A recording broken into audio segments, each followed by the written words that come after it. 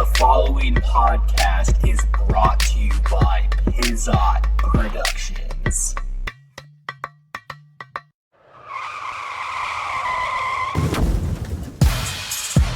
Yeah, you made a lot of promises to the Macho Man, didn't you?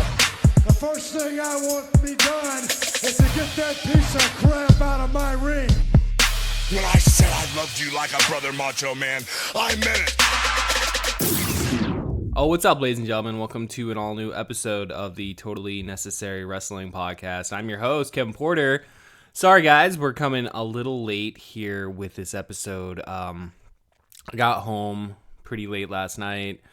I was up at 12:30. I came out here. I tried recording this so you guys could have this, first thing in the fucking morning, but I don't know. I think I stopped and started like 6 fucking times. I was fucking tired. Like, I was high. I was just like, oh man, I just spent the whole night talking, so my throat was just like, I know you can still kind of hear it. But yeah, so I just decided, I was like, all right, let's get some sleep. We'll get up, we'll get some fucking coffee, and we'll rock this this preview for SummerSlam and NXT Takeover this Saturday. Also, I figured we could talk about Summer Supercard, which takes place tonight, actually. With featuring Ring of Honor and CMLL talent for Ring of Honor's event. I guess this is taking place from Toronto, Canada as well. So yeah, like I said, dude, fucking tired. Had a good night last night though, dude. When did stand up? We got 2 open mics now here in Yakima, so like I'm able to actually finally be able to do 2 shows a fucking week, dude. So this set went pretty. Yeah, I got a reaction out. I listened to it back. I listened to my set back, and like I got a reaction off everything I said. So it's not like anything really truly bombed. Did it really truly hit? And was I like killing the crowd? Fuck no, dude. I got a long ways to go before I'm doing that. But hey, man, the effort's there, dude. So 2 days a week, I'm gonna be out there fucking rocking it. And any other shows that I can get booked on? Hell yeah, dude. We're gonna do those shows as well. But for right now, we are just going to concentrate on open mics. So, all right, ladies and gentlemen, let's just go ahead and jump on into the week that was professional wrestling. We saw Becky Lynch and Charlotte Flair team up to take on Natalya and Trish Stratus. I thought it was pretty stupid that Becky Lynch and Charlotte Flair were even teaming up. Ultimately, Trish Stratus didn't even get involved, and Natalya just basically put over the fucking sharpshooter. I didn't really mind her putting over the sharpshooter. I actually kind of like the fact that it's a submissions match. I kind of feel like they're going for the whole Austin Bret Hart submission match at WrestleMania 13 back in '97. I don't know if that's what's going to happen, if we're going to get a busted open Becky Lynch and Natalya's going to walk away in the sharpshooter. I don't think they're going to recreate that specifically, but I don't know, man. It's possible. So the opening of Raw actually I thought was pretty fun. Because I think they started off actually with Samoa Joe. That's right. Samoa Joe started off like screaming about how he wasn't the one involved in attacking Roman Reigns the week prior on Smackdown. So actually, I thought that was a pretty hot opening, dude. I think they're really trying to revamp the wheel or whatever, reinvent the wheel in terms of how they start these fucking shows off. We're not starting it off with just like in-ring segment followed by a guy coming out for another in-ring. You know what I mean? Like we're not doing the same old. So it's nice, and then we obviously kicked it off with this match here. Nothing really to say about Trish Stratus not getting involved. I think it's probably best to kind of keep the surprise up there for SummerSlam. But then again, like, why do you even promote her being on the fucking show? What's the fucking point of her even being promoted on there if you're not even going to use her? So, that was pretty much the opening of Raw. Again, like, the whole, I didn't like Becky Lynch teaming up with Charlotte Flair because you feel like that's like a blood feud, but I get what they're doing, teaming up, the opponents, the 2 single matches, pairing them all together in 1 tag match, what the fuck ever, who cares? Andrade took on Rey Mysterio. This is a badass fucking match here. Just again, Andrade and Mysterio have so much chemistry. They tore the house down, dude. It's sad that neither one of these guys has anything going into SummerSlam this coming Sunday. So we saw Maria Kanellis at her OBGYN appointment. This was actually pretty funny, I thought. I like this whole bit where Kanellis fucking pins Maria, or Mike pins Maria, and then he goes out. He's like, oh yeah, so I got the title, yes, and then fucking R-Truth like rolls him up, and that's it. Like I thought we were gonna continue this storyline for a little bit longer. Like I'm kind of sad that they took the title off her that quick, but I guess like you can't do that much. So I guess they're pretty limited. So yeah, I guess it is what it is, and R-Truth is it now like what, a 12-time, 11-time, 24/7 champion. He's got him for your Ric Flair. He's got him for that world title status, man. That reign. Well, I don't know, 16 title reigns of the world championship. I don't know. What's the most? I think like what Jericho had like 9 title reigns as like Intercontinental champion. I don't know. I don't know. I don't really like the whole idea of like I've won the title so many times. Well, it's like you lost the title so many times then. I don't know, dude. Got some coffee going here. I got it's a Starbucks bean. And then I got at the store the other day, I got some Bailey's French vanilla non-alcoholic creamer. So been rocking that the last couple mornings, and it's not too bad. It's not too bad. I've been enjoying it. So then we move on over to Seth Rollins. Brock Lesnar comes down. Paul Heyman's talking shit. Seth Rollins shows up. I didn't think this was that good. I think they should have left Seth Rollins off. I mean, like, I don't know.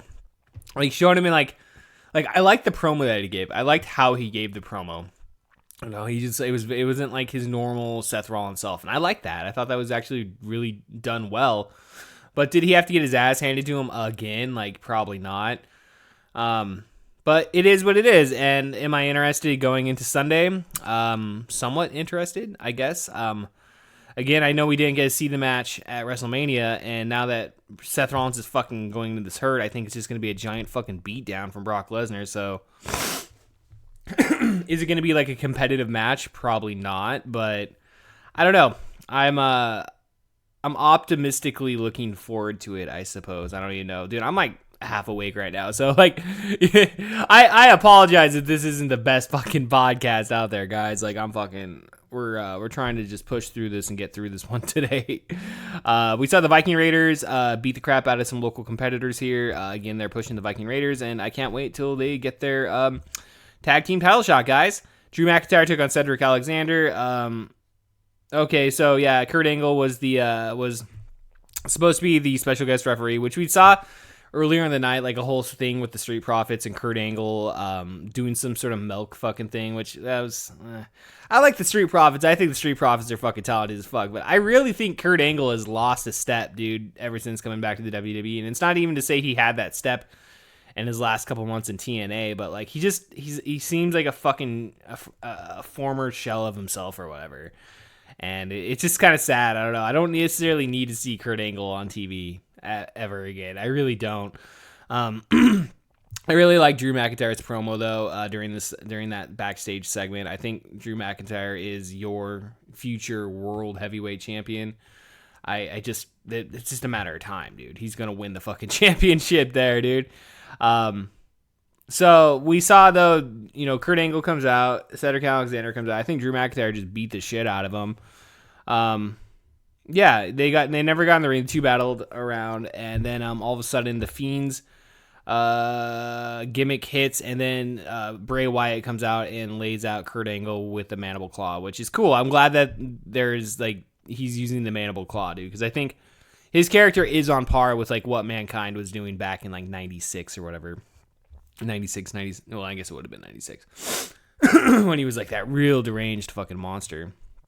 But I think Bray Wyatt's actually doing a far... I don't know. Maybe they're on... I guess they're just about... I don't want to say like one's better than the other, but I think they're... I think what Mick Foley did back in 96 was really good, and I think what Bray Wyatt's doing in 2019 is really good as well. All right, guys. So then we saw... so we saw... What the fuck was this supposed to be? Was this supposed to be just a fucking tag match, I think. I think it was Luke Gallows and Carl Anderson taking on Xavier Woods and Big E. I think then we got the disqualification with AJ Styles getting involved. And that's when Ricochet comes out. So then we get a 6-man tag. OC ultimately defeats Big E, Xavier Woods, and Ricochet. I like the OC. I think the OC's kicking ass, dude. I'm glad that they picked up the win here. It's going to be. I'm really hoping for a really good match between AJ Styles and Ricochet. I think I think they're going to be given 20 minutes minimum at SummerSlam on Sunday, dude. So I really think that there is potential for them to be able to just really go out there and hopefully fucking steal the show, dude. Hopefully fucking steal it. So then we saw Roman Reigns. Okay, so we saw Samoa Joe come out, basically stop Monday Night Raw. I didn't necessarily have anything against this. I kind of enjoyed this whole segment with Roman Reigns the last couple weeks and who's after him. It's we kind of knew who was after him, and we'll get to the reveal here in a moment. But here we saw Samoa Joe basically getting his name cleared because he comes out to confront Roman Reigns. All of a sudden, a fucking car shows up and almost kills Roman Reigns. It's Samoa Joe then gets all fucking acting all concerned. Is oh wow, they just turned him babyface. They literally just turned him babyface within that one segment there. It's I thought the heel would be yeah, fuck you, Roman Reigns. Yeah, that's what you fucking deserve, you son of a bitch. Keep my name out of your mouth and walk away, right? That's what I was expecting. But I mean, he showed concern and he's let's get people over here. Come on, let's get these help. I mean, so he did have concern for Roman Reigns, and I kind of think we know where we're going. We're going to see a Roman Reigns Samoa Joe team up, I think, down the road here at some point, obviously with the reveal, which I really don't have anything against that. I actually kind of think that is, I mean, we haven't seen a Samoa Joe face run, and I mean, albeit his badass fucking heel, I mean, it's not it's going to change really who he is, but he's just going to direct his anger toward the bad guys instead of good guys. It's just a shame, though, he never won the world championship as a heel, though. And God damn, I'm sorry, guys. I apologize. I'm just my throat is just today, dude. Yeah, it is a shame that he never did win the world championship as a bad guy. So, nonetheless, though, we'll pick that back up here momentarily. So then we saw the Iconics take on the Kabuki Warriors versus Bliss and Cross, Rose DeVille. This match went pretty fucking long. Ultimately, Alexa Bliss and Nikki Cross are your brand new WWE Women's Tag Team Champions. Got nothing bad to say about that. I was really hoping when they paired Bliss and Cross together that this is eventually something that could be given to them. I think they'll have hopefully a stronger reign than the Iconics did. I mean, the Iconics was pretty much a fucking flop since WrestleMania. It's not like they've done anything with those tag titles since. They've been relegated to very, very fucking low totem pole on the card. I mean, they teased all this shit with Rosenville and Kabuki Warriors taking on Iconics, and they just throw Bliss and Cross in there and just fuck them. But I think Bliss and Cross will actually be a better tag team for the Kabuki Warriors to chase after for the tag titles, and even Rose and DeVille. Eventually, I would assume that takes place once the Kabuki Warriors take the titles off Bliss and Cross, and that's it's already kind of a built-in feud already, I guess. But yeah, congratulations to Alexa Bliss and Nikki Cross. Nikki Cross finally winning her very first gold in WWE, I believe. So our main portion of Raw, the main event of Raw, was the signing between The Miz and Dolph Ziggler to face off against SummerSlam, which is damn, that's crazy. They had Shawn Michaels in there, considering how it all started on Smackdown. Really good segment here, guys. I thought, they did the whole thing where, you don't know who you're going to face. You signed, but you don't know who you're going to face. You're not facing me. And then it's they tease Shawn Michaels, which I think a lot of people would rather see Shawn Michaels. But then all of a sudden Goldberg hits, which was pretty predictable considering the fact they kept bringing Goldberg's name up. And, the fact that Goldberg probably wants to get the stench of fucking Saudi Arabia fucking off him. So I don't blame him for coming back. I think Dolph Ziggler's actually been doing some of his best work in WWE in a long fucking time. Coming off that whole Kofi Kingston thing, it was just kind of all right, guess what? Same old shit. But now I don't know, it's kind of like a parody of, he knows he knows he's never going to become that champion. So I don't know. It hasn't been the worst thing on WWE TV in my opinion. So Goldberg comes out and boom. We're going to see Goldberg and Dolph Ziggler on Sunday, ladies and gentlemen. We kicked off SmackDown with Charlotte Flair and Trish Stratus. It was Charlotte Flair coming out. She wanted to show everybody and remind them about her, but ultimately we got a video package reminding us of Trish Stratus. And I actually thought this was probably the best segment these guys had since they started building this show up here, or this match up here within the last couple weeks. Definitely better than Monday. Obviously, Trish Stratus didn't even get a day. I thought Trish's reasoning on why she's coming back, it's like, it felt like it was very from the heart. I believe that to be true. So again, like, I thought this was a pretty good segment. I didn't necessarily shit all over it, and I'm actually looking forward to to Sunday's match, guys. Then we saw Rey Mysterio show back up to take on Dolph Ziggler. So this was pretty fun. They did the Dolph Ziggler, parodying fucking Goldberg's entrance and shit. So I thought that was actually pretty fun. And then even before the match starts, Dolph Ziggler just beats the shit out of fucking Rey Mysterio, which I was like, all right, that's cool. But then Ali shows up, and we actually have a match between Ali and Dolph Ziggler, which I like fucking Ali. And it's good that Dolph Ziggler obviously won the match. I mean, he needed to win that match. Yeah, and again, it is kind of sad that Ali's not on the main portion of the card with him and Shinsuke Nakamura. I really think I like Shinsuke Nakamura and I like Ali. It just sucks so bad that there's just so much talent on WWE that these guys aren't featured in a more prominent role. But with the whole transition to Fox, hopefully, I don't know. We'll see what happens, guys. We'll just see what happens here coming out of SummerSlam. Usually they like to revamp everything post SummerSlam going into the fall, so hopefully we'll see a new direction for a lot of these guys on TV. So we saw Roman Reigns address the recent incident. So this is again, thus confirming Samoa Joe as a fucking good guy now. Roman Reigns apologized to Samoa Joe, like straight up, just like giving an apology.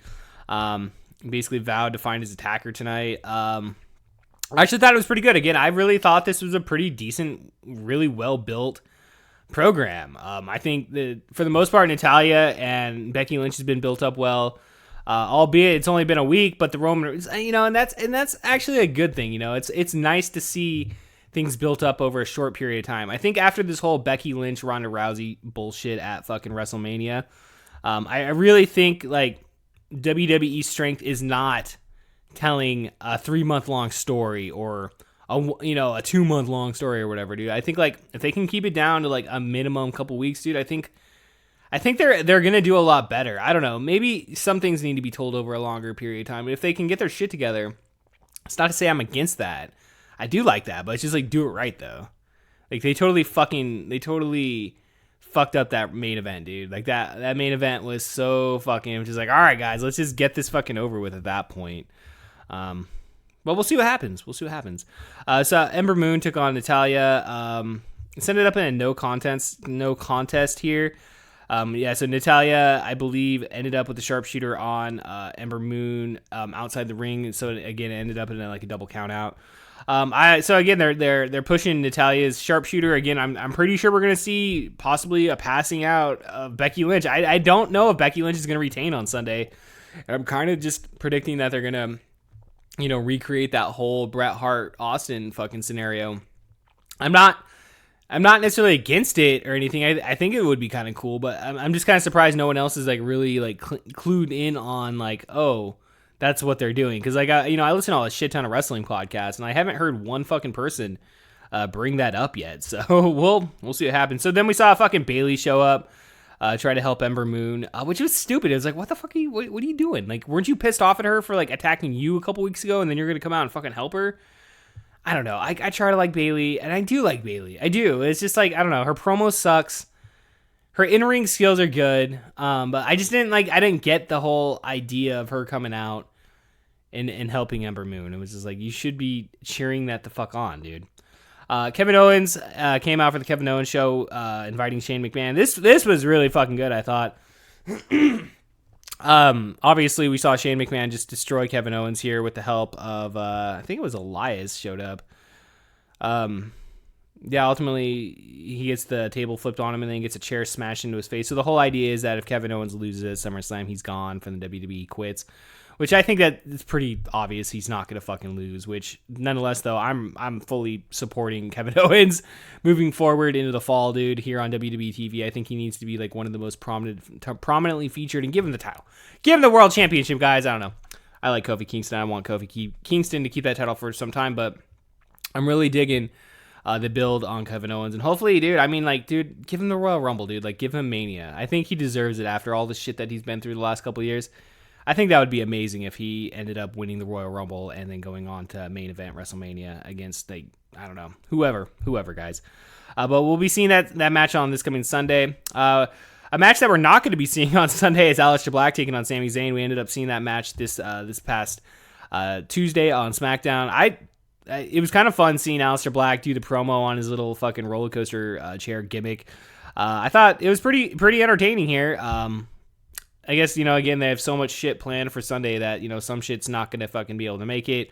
Aleister Black and Zayn is probably better featured on a SmackDown. I'm glad it was featured before SummerSlam and not like the Tuesday after, and we're not just like giving the explanation of, oh, what happened in that match? Oh, we're just going to do it on Tuesday afterwards. Like, obviously Sami Zayn lost. I mean, he's just they're building up Aleister Black at this point here, which sucks for Sami Zayn, but, I guess he's getting paid, dude, so I guess he's getting that, so, whatever. So we saw Kofi Kingston respond to Randy Orton. So this, I really think this is, like, the best built feud going into SummerSlam, this whole Randy Orton, Kofi Kingston playing off, like, 9 years ago, whenever that stop-go push that happened for Kofi Kingston that was supposedly derailed by Randy Orton. Stupid. I love it, dude. I really thought Kofi Kingston's backstage segment here this week was awesome. Same with Randy Orton's the week prior.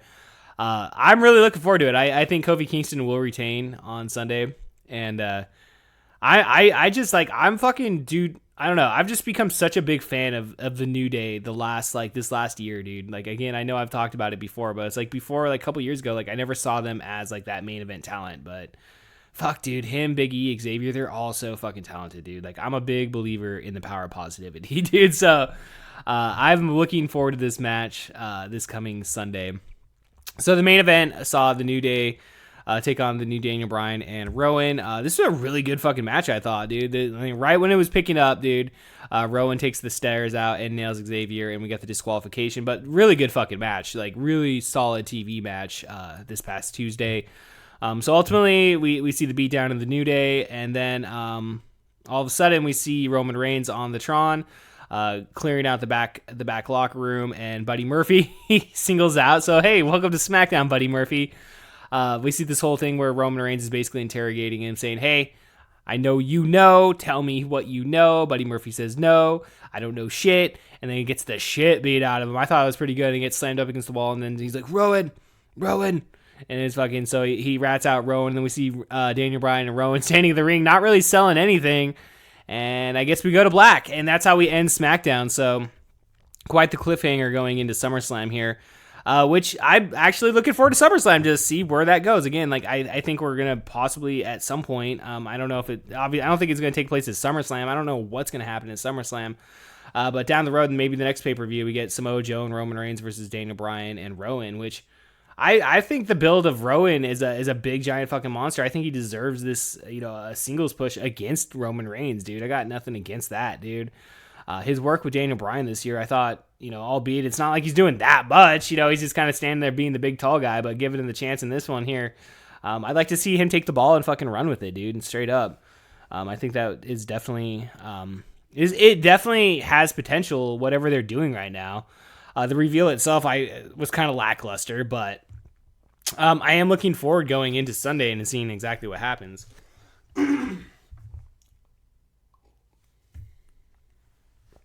I used to hate dead air. I used to like, oh no, you can never have dead air. It's like, well, sometimes you do, ladies and gentlemen. So, all right, guys. Well, that was Monday Night Raw and SmackDown going, taking us into SummerSlam weekend.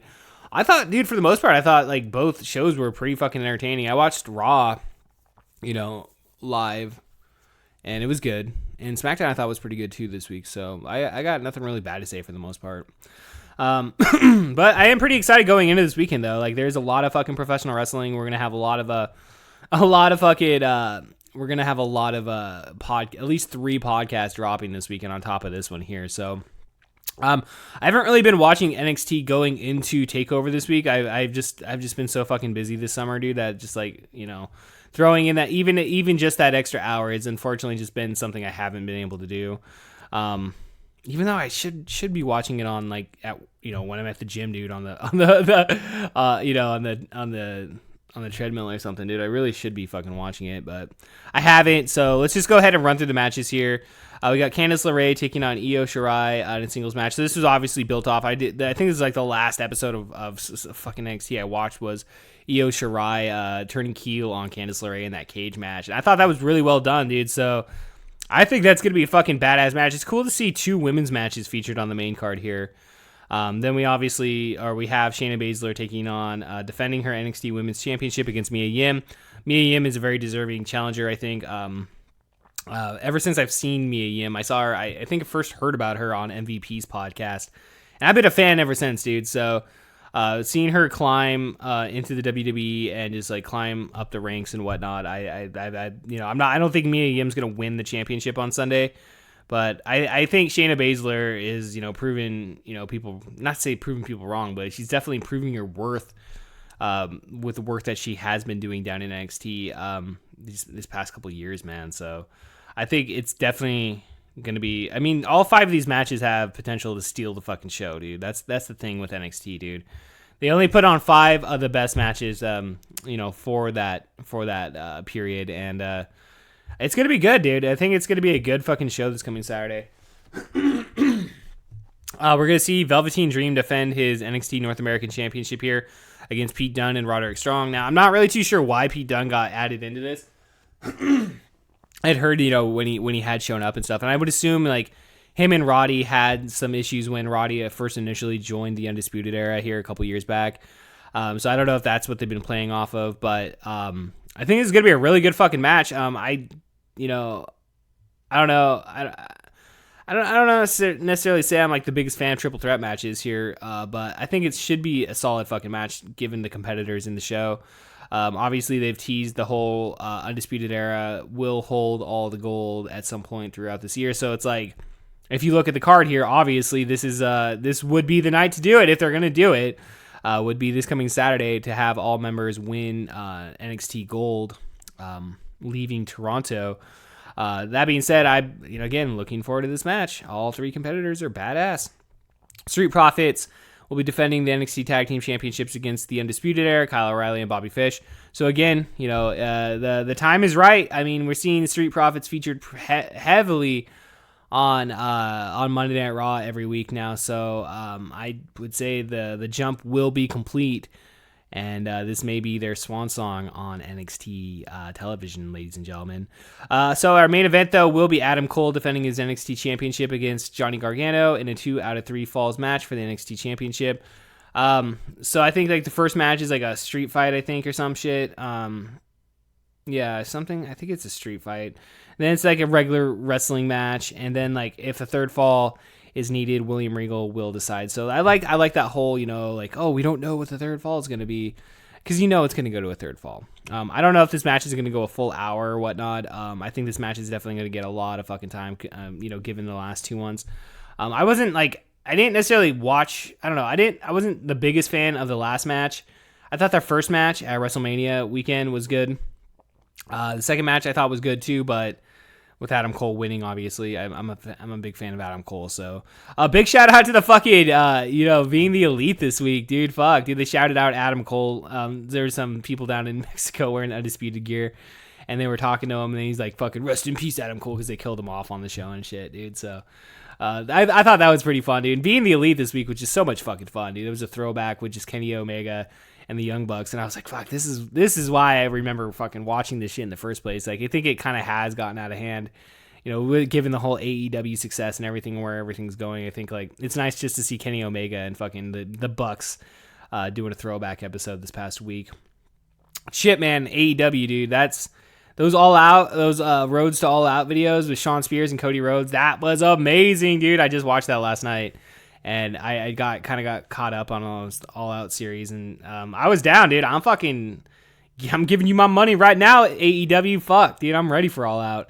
But again, I'm also ready for this coming Saturday for NXT Takeover. I think Johnny Gargano and Adam Cole will have a fucking badass fucking match, and it definitely could contend for a match of the year. I think these two will outperform their previous 2 matches. But NXT Takeover, dude, albeit typically NXT Takeover is a better show than, it's usually going to be a better show than whatever's featured on the main card the next day, which it's weird how that works. But I mean, you got 5 matches compared to like 14. How many matches do we have? We have 10 matches. I'm sorry. So it's not quite WrestleMania status at this point, which that's probably for the best there. So all right.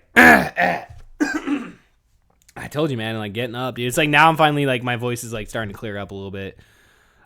Not feeling so shitty. So let's go and run down the Summer Supercard again. I haven't been watching Ring of Honor. I typically now I'm just watching the pay-per-view. So I'm going pay-per-view to pay-per-view. I'm not paying attention to any of the TVs. They got 9 matches on this card here. So this will definitely be a 3-hour broadcast. So we're going to see PJ Black take on Silas Young. Villain Enterprises, PCO and Brody King taking on the Kingdom, TKO, Ryan, and Vinny Marcellia.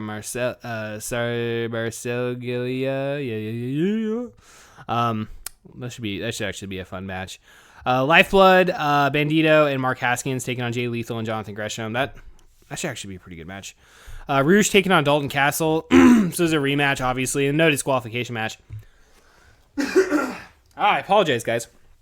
I told you this is like not necessarily going to be the best fucking podcast. I recorded last week, episode 100.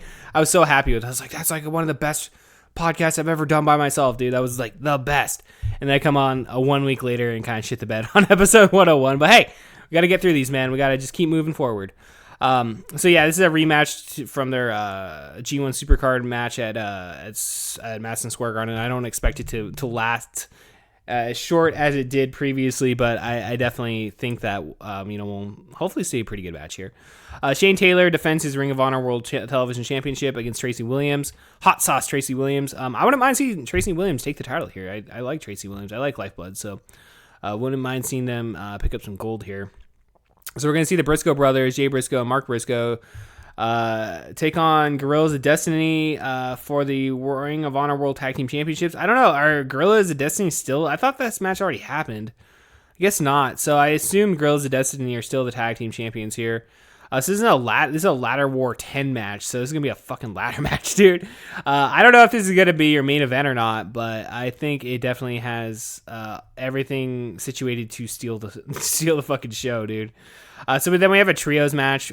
These are all competitors from CMLL. I'm not even going to try to announce their names. These guys, a trios match. I've been watching a little bit more Lucha Libre here recently. I subscribed to AAA's YouTube page and CMLL's YouTube page, and they post like full fucking shows on there, dude. So I've been watching it, dude. So I'm kind of like getting more, because they had Triple Mania last weekend, obviously. And I'm trying to get a little bit more well versed with characters coming out of Mexico, because I just love professional wrestling, dude. So any professional wrestling, I am willing to give a shot, especially Lucha Libre, dude. Lucha Libre is so much fun to watch. In a singles match for the Women of Honor World Championship, we're gonna see Kelly Klein take on Tasha Steelz. I've never heard of Tasha Steelz. I like Kelly Klein, dude. Kelly Klein is a legit badass, I think, and I know a lot of people, from right here, aren't necessarily always too high on her. But I am. I definitely am a fan of Kelly Klein, and hopefully she retains here this coming tonight, I guess. Then what should be your main event, I would assume, at least on paper, is Matt Taven defending his Ring of Honor World Championship against Alex Shelley. So Alex Shelley coming out of nowhere here to get this Ring of Honor World Championship. I don't necessarily think Matt Taven's going to lose the title tonight. They're telling this whole, rags to riches type story with Alex Shelley. Not necessarily rags to riches, but, apparently he's gone through a divorce this last year. It's not really been his year. So, it's just kind of like, well, he can rebound by winning the Ring of Honor World Championship, which, dude, if they gave the title to Alex Shelley tonight, like, I fucking would be so happy. I'd be so happy for him, because I was always a fan of him and Chris Sabin, his Motor City Machine Guns. And Chris Sabin got the TNA World Championship at one point. So it wouldn't be... I would be happy to see Alex Shelley rock the Ring of Honor World Championship here come tonight, but unfortunately I just don't see it in the cards. But nonetheless, I think this is going to be a really good show. The plan is that I will watch this. I don't know if I'm going to be able to get to this exactly as of this evening, but we should definitely have a podcast up sometime tomorrow morning into the afternoon, reviewing Summer Supercard featuring Ring of Honor and CMLL talent.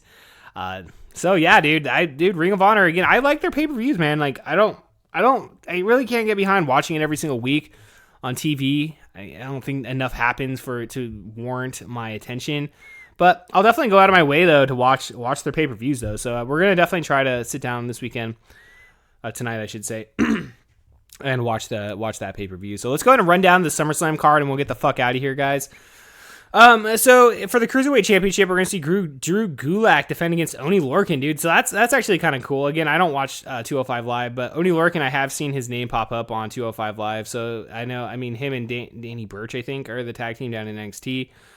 Cool to see Oney Lorcan on the main roster, getting a fucking push, dude. I don't think he's going to win, but hopefully, I would assume this is the pre-show, so we'll see what happens. But hopefully it should be a good fucking match.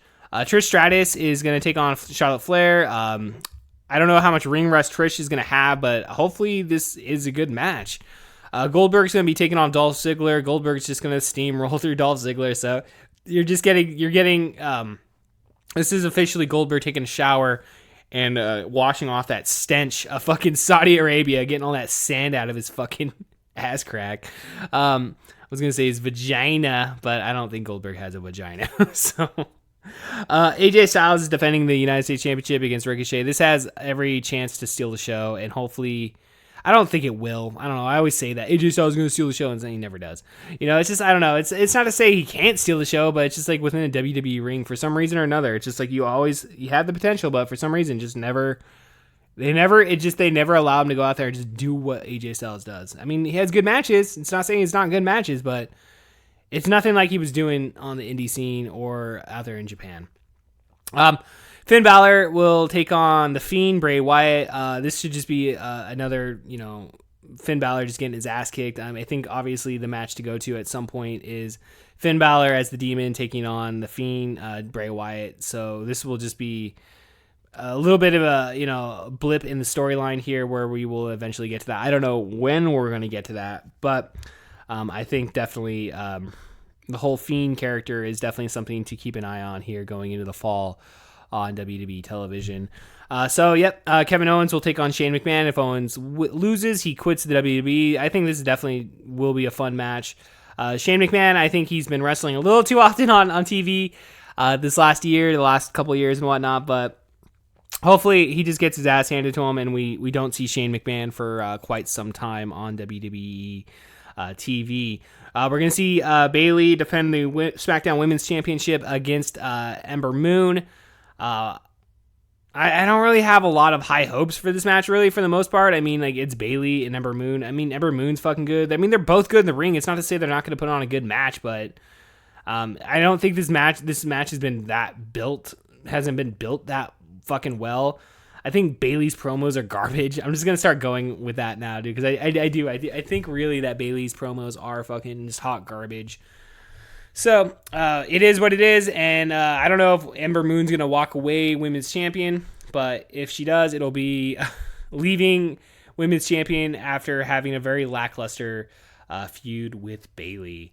We're going to see Kofi Kingston defend the WWE Championship against Randy Orton. Again, go from the worst promoted feud on the card to the best promoted feud in my opinion. Kofi Kingston will get his revenge this coming Sunday on Randy Orton for all that shit fucking all those years ago. Becky Lynch will defend the WWE Raw Women's Championship in a submissions match against Natalya. This will have the crowd hot as fuck, dude. If there's something that I think that can steal the fucking show and will steal the show, it could quite possibly be Becky Lynch taking on Natalya here. And again, I kind of think that they are going to go ahead and recreate that whole Austin Brett fucking scenario from back in 97. But we're gonna sit back and check it out, dude, and hopefully it's a really badass match. So albeit our main event of the night should be Brock Lesnar defending the Universal Championship against Seth Rollins. Most likely we're going to get the proper match now between these two. These two will go the distance. I don't know if it's just going to be a giant beatdown with Brock Lesnar. I don't know if we're going to see shenanigans in this match. I don't know exactly how this is going to go. I don't see the point of Brock Lesnar just winning the championship and Seth Rollins just winning it back the next month. It's fucking stupid. It was just really stupid how they fucking put the title on him. I'm still fucking pissed off about fucking Extreme Rules and okay, Seth Rollins is just going to win it back at SummerSlam. It's like we said it that night. We said it on Extreme Rules. That's what's going to fucking happen. what happened the next night on Raw? Oh, Seth Rollins wins a Battle Royal to become the number one contender. It's like, okay, well, great. That's fucking predictable. So hopefully WWE throws a fucking wrench into the fucking thing. Hopefully we get some sort of fucking surprise, some sort of shenanigans. I don't know. Just make it a little fucking interesting and not so fucking predictable for the main event. I mean, albeit Roman Reigns won the fucking, World Universal Championship for Brock Lesnar last year at SummerSlam. So, I mean, are we just going to see a repeat of what we saw last year? I mean, again, like, it's not to say I hate Brock Lesnar, but it's definitely gotten fucking stale, dude. It's definitely gotten fucking stale.